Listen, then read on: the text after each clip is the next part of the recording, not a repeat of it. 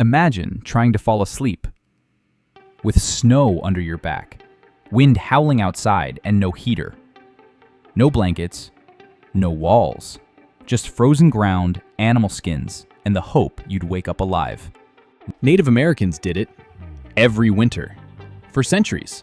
And not only did they survive, they figured out genius ways to beat the cold long before modern science caught up. From heated stones to snow shelters, from buffalo robes to calorie-loaded sleep fuel, their methods were clever, bold, and sometimes shocking. Stick around to the end because the last trick they used to stay alive in freezing temperatures is even better than your own heated mattress.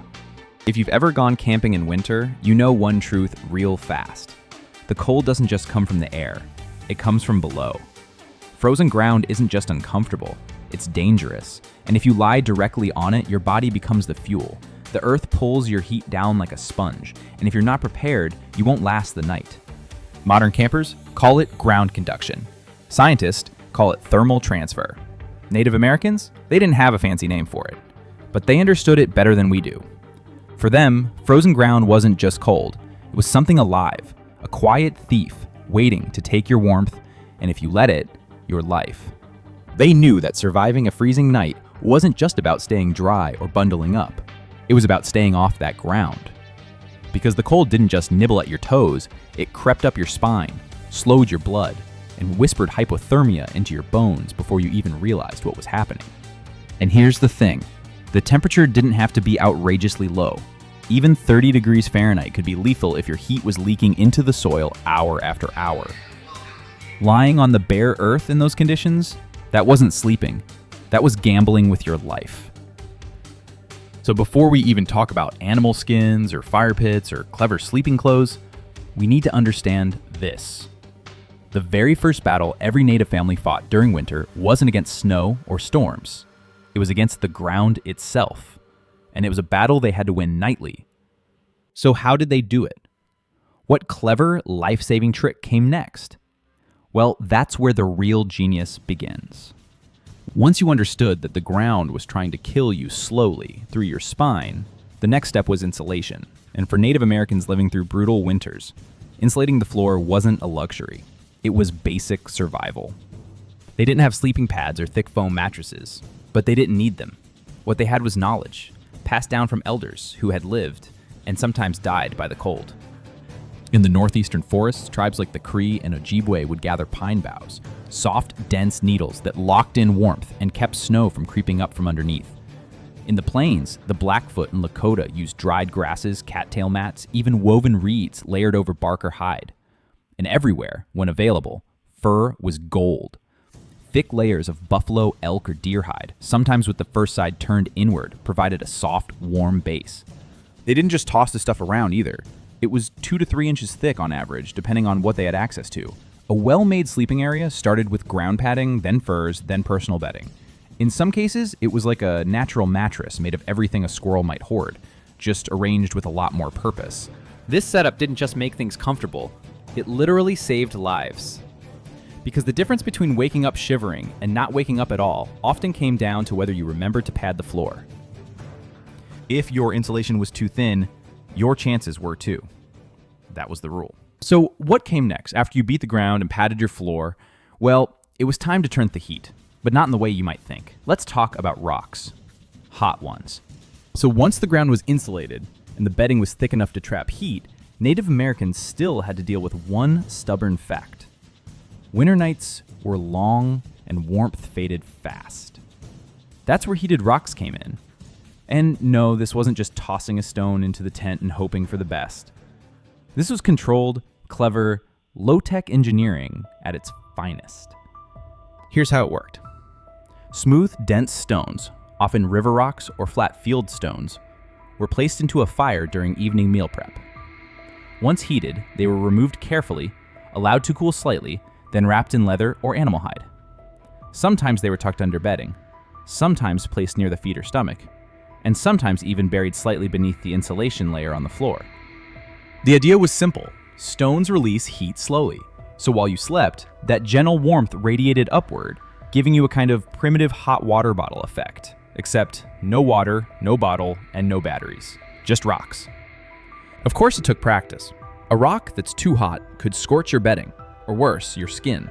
Too cool, and it was just dead weight. So getting the temperature just right was part of the nightly ritual. After heated rocks came the ultimate source of warmth, fire itself. But here's the challenge. Fire is both friend and foe. Indoors, it could save your life, or take it. Yet Native American tribes mastered the balance with designs so clever, they'd impress a modern architect. Take the Lakota teepee, for example. These weren't just conical tents, they were fully adjustable thermal systems. At the top was a smoke hole, simple in idea but genius in practice. It could be opened or angled with flaps to draw smoke upward and release it cleanly, even in wind or snow. No chimney, no metal, just physics and fabric. Longhouses, used by the Iroquois and Algonquin, had built-in roof vents and long central aisles where fires were lit. Heat rose, warmed the space, and the smoke exited in a draft that could be controlled with overlapping bark roofing. These were large wooden buildings, sometimes 200 feet long, shared by multiple families, with fire pits spaced at intervals. But they didn't leave bonfires burning through the night. That was too risky. Instead, they used thick, slow-burning logs. The fire would smolder, not flare. It gave off low, steady heat for hours while minimizing smoke and danger. You didn't just throw sticks on the flame. You planned your fire. You positioned your bedding at the right distance. You chose your wood carefully. And you taught your children to respect it. Because the truth was simple. Without fire, frostbite might knock at your door by morning. But if fire got out of hand, it wouldn't knock. It would just take everything. So fire had to be used wisely. And it was. But even fire had its limits. Sometimes, when the temperature dropped too low, the only thing that worked was other people. Quite literally. Let's talk about that next.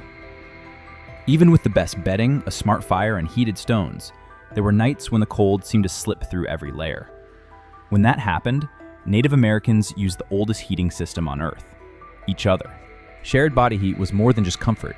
It was survival science. A small group of people in a tight space could trap warmth like a living battery. The more bodies, the more heat, and the less chance that anyone woke up with frostbite nipping at their fingers and toes. Families often slept in the same area, sometimes in the same bedding space, especially during severe cold. 6 to 8 people lying close together could make a surprising difference in temperature. And yes, it sometimes included the family dog. Among the Inuit and several Plains tribes, the so-called dog pile was a real thing, not a playground game. Dogs gave off a steady heat, and they didn't mind the cold breath in return. Of course, it wasn't always glamorous. You haven't truly known closeness until you've tried to sleep through the night with 3 cousins, your grandmother, and a sled dog pressed against your face. Privacy wasn't the priority. Survival was. The logic was simple. Solitude might feel peaceful in warmer months, but when the mercury plunged to -30, being alone in the dark could be dangerous. In winter, warmth meant community. This wasn't just physical heat, it was also the reassurance of breathing in rhythm with others. The sound of the fire crackling. The knowledge that someone was always within arm's reach if you stirred. And while body heat worked wonders, they still looked for ways to make the most of it. That's where specialized winter sleeping clothes came in. Clothes designed not just for daytime, but for the frozen hours of the night. Once warmth was shared and the fire was down to glowing embers, the final line of defense came down to what you wore to bed. And no, it wasn't flannel pajamas. For Native American tribes, sleeping clothing was carefully crafted, highly functional, and designed with the kind of thought you'd expect from an engineer, or a grandmother who refused to let you catch a cold. Let's start with materials. Tanned elk and deer hides were common staples. They were soft, durable, and surprisingly good at blocking wind and holding heat. But for real insulation, rabbit fur and buffalo robes were the gold standard. Rabbit fur trapped heat exceptionally well, and buffalo robes were like wrapping yourself in a walking furnace. Heavier layers were often placed fur side in to trap body warmth close to the skin. And the layering wasn't random. Many people wore a thin deerskin underlayer to wick away moisture, and then added 1 or 2 heavier layers over it. This created natural air pockets between the skins, much like how down jackets work today. It wasn't fashion, it was function. The feet got special treatment too. Cold feet could wake you up, or worse, lead to frostbite. So they wrapped them carefully, using a mix of wool, when traded or available, shredded bark fiber, or even moss, tucked inside soft-soled moccasins or bundled wraps. Tribes like the Nez Perce, Mandan, Ojibwe, and Inuit all had unique regional styles, but the goal was the same: keep the warmth in and the night out. And all of this was done before sleep. It was part of the bedtime routine. You didn't just fall into bed, you prepared for bed. Because when the cold outside was biting and unforgiving, your clothing wasn't just comfort, it was survival. Now imagine layering all that and still not wanting to touch the ground. So how did they fix that? Easy. They built the bed off the floor. Raised sleeping platforms were a smart and simple fix. In longhouses used by the Iroquois and other northeastern tribes, families built wooden frames about 1 to 2 feet off the floor. They didn't need to be fancy, just enough height to break the direct contact with the cold earth and stop heat from draining away overnight. These beds were often lined with moss, cattails, bark, or a mix of soft plant material, then topped with hides and furs. Even the supports were chosen carefully. Birch and cedar were commonly used, not just for their strength, but because they were naturally resistant to dampness and decay. And there was an extra bonus to being up high. You were closer to the warmest part of the room. Since heat rises, beds placed higher captured more of the warmth from the fire and body heat trapped in the space. In semi-subterranean homes out west, and in wickiups used by the Apache, you'd find similar ideas. Not always full beds, but mounded areas or elevated platforms made from branches and woven mats. The idea was universal. Anything was better than sleeping flat on death's front porch. It wasn't about luxury, it was about logic. A good raised bed could mean the difference between waking up stiff and cold or not waking up at all. And yet, believe it or not, some tribes use something even colder, snow, to stay warm. It sounds strange, but let me explain. This next one might surprise you. It might sound crazy at first, but snow, the very thing that sends people running indoors today, was once used as a life-saving insulator. Yes, the frozen white stuff that causes frostbite, frozen toes, and broken hips on icy sidewalks, that same snow actually helped some Native American tribes stay alive through the harshest nights. The trick was understanding that snow is made up mostly of air, and air, when it's trapped and still, is an excellent insulator. That's not folklore, that's physics. And the Inuit knew this better than anyone. In the far north, where temperatures could drop to -40 or worse, they built igloos, rounded snow houses crafted from carefully cut blocks.